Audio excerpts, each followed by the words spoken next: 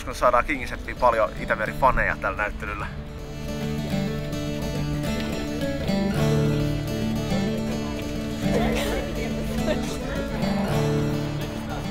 Näyttelyn idea on näyttää ihmisille, että miltä Itämeren veden alla, pinnan alla parhaimmillaan näyttää.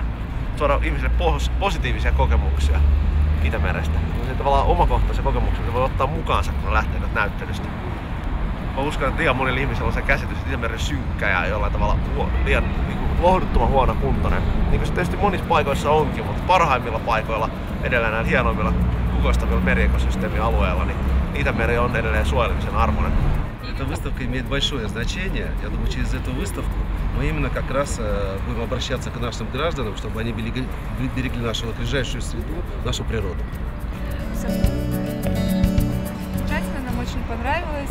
Хотелось бы, конечно, увидеть своими глазами, но очень здорово. Заставляет задуматься, что нужно беречь Балтийское море, как бережно к нему надо относиться, потому что оно настолько красиво и уникально через эти картины, что, по-моему, это какое-то новое мышление открывается. Балтийское море уникальное море, очень красиво.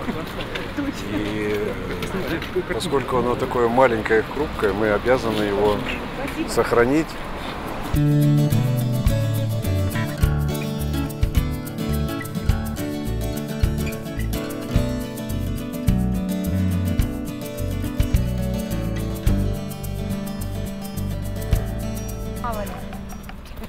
Ah, Это вы там плавали?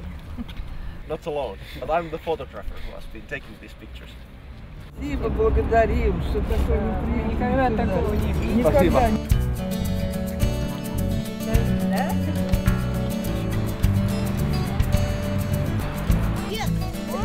Видишь, как?